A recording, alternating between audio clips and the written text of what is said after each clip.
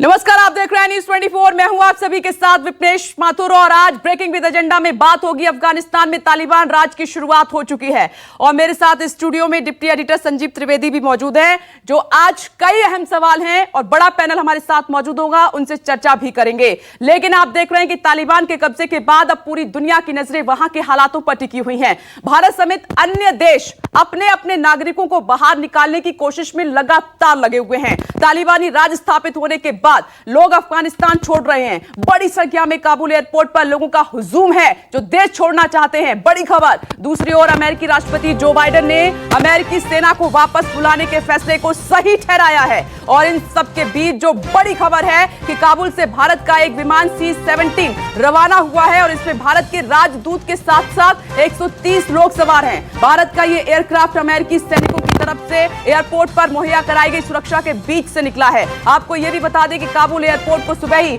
अमेरिकी एजेंसियों ने दोबारा खुलवाया है। कल की हालात तो आपके सामने ही हैं। रनवे पर दौड़ते लोग और फायरिंग करनी पड़ी, लोगों की मौत भी हुई और साथ ही प्लेन से गिरते लोगों को भी हमने आपको दिखाया था। उसके बाद एयरपोर्ट को बंद कर दिया गया था।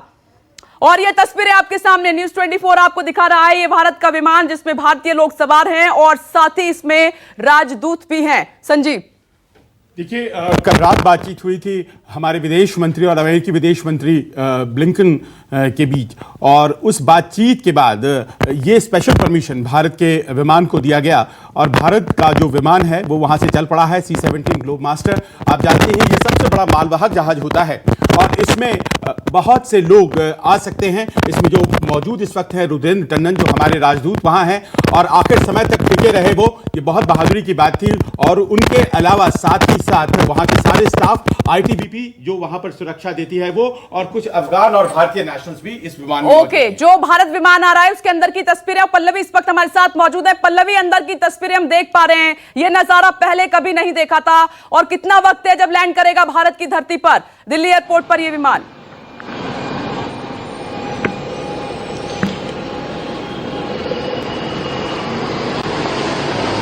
देखिए, जैसा कि जानकारी है कि वहाँ से जो विमान है वो टेक ऑफ कर चुका है और अमूमन जो वहाँ से यहाँ आने में जो वक्त लगता है करीबन 2 से ढाई घंटे का वक्त लगता है। और चूंकि C-17 ग्लोबमास्टर लेकर आ रहा है जिसको संजीव जी ने कहा भी कि देखिए बहुत बड़ा मालवाहक है और जो 77,000 किलोग्राम से भी ज़्यादा इसका वेट जो है वो कैरी करने का इसमें क्षमता होती है और इसीलिए इसका इस्तेमाल भी किया गया है। वो लेकर यहाँ पर हिंडन के पास पहुंचेंगे और जिस तरीके से जानकारी संजीव जी ने दी भी कि जो एम्बेसी के कुछ लोग थे या ITBP के लोग थे, कुछ वहाँ जो भारतीय नागरिक थे वो लोग थे। मनिंदर सिंह सिरसा ने जो ट्वीट किया था कि लोग कह रहे कि वो फंसे हुए हैं, तो उन्हीं तमाम लोगों को बातचीत के बाद से उनको लेकर यहाँ पर आया जा रहा है। तो माना यही जा रहा है कि अगले 1-1.5 घंटे के वक्त में यहाँ पर जो है फ्लाइट जो C-17 ग्लोबमास्टर है वो यहाँ पर हिंडन पर लैंड करेगी। हालांकि पहले ये जरूर खबर आ रही थी कि पालम पर ये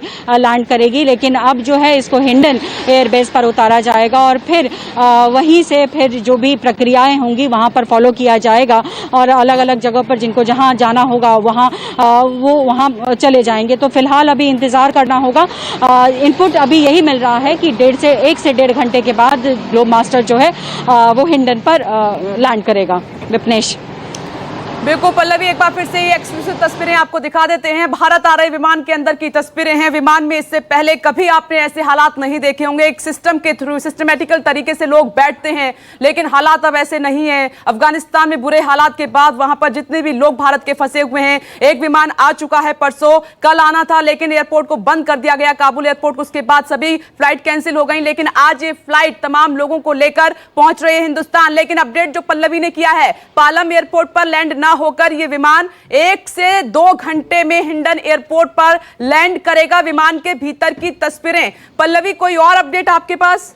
और कितने लोग हैं वहां रह गए हैं, इसमें कितने लोग हैं?